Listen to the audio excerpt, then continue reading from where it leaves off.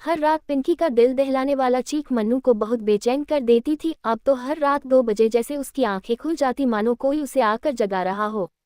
आज उसने मन बना लिया था कि वो पिंकी के चिल्लाने का रहस्य जानकर ही रहेगा। ये सोचकर वह अपने कमरे से निकलकर पिंकी की कमरे की तरफ मुड़ा ही था कि उसकी आंखें फटी की फटी रह गई, पैर जम से गए और वह अपनी पुरानी यादों को सोचने लगा। कॉलेज के दिनों में जब वह और अनुश्री एक अच्छा दोस्त हुआ करते थे, वह दोस्ती कब प्यार में बदल गई पता ही नहीं चला।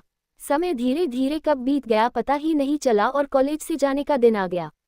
अनुश्री ने मन्नू से शादी की बात की। इस पर मन्नू ने बोला कि विदेश में आगे की पढ़ाई समाप्त करने के बाद वापस आकर मैं तुमसे शादी करूंगा।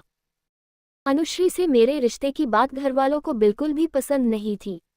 अनुश्री एक छोटे घर की लड़की थी और मैं एक अमीर परिवार का लड़का था। मैंने परिवार वालों को समझाने की बहुत कोशिश की, परिवार वाले मान गए। मैं अनुश्री से मिलकर खुशी खुशी पढ़ने चला गया। फोन पर अनुश्री से बातें भी होती थी, सब कुछ बहुत अच्छा चल रहा था। अचानक अनुश्री का फोन आना बंद हो गया। मैं बेचैन सा हो गया।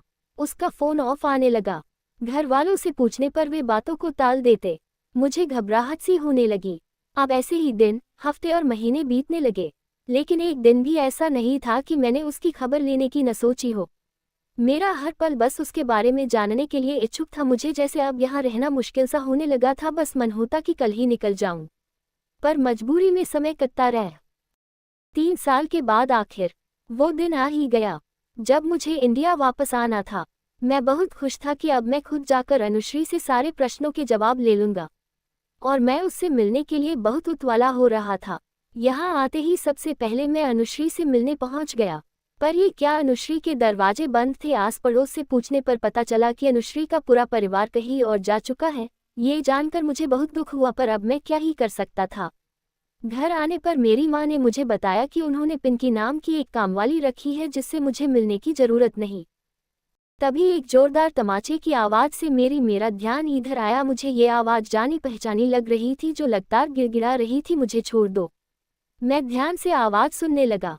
ये मेरी माँ की आवाज़ थी जो पिंकी को पिटते हुए बोल रही थी कि मन्नू के आ जाने से सपने मत बुनने लगना। तुम्हारे माँ बाप के एक्सीडेंट के बाद तुम्हारे गिड़गिड़ाने पर, इसी शर्त पर तुमको यहाँ नौकरानी बनकर रहने के लिए बोला था कि तुम मन्नू की लाइफ से दूर हो जाओगी और अपना नाम बदल कर रहोगी और उसके आते ही चली जाओगी।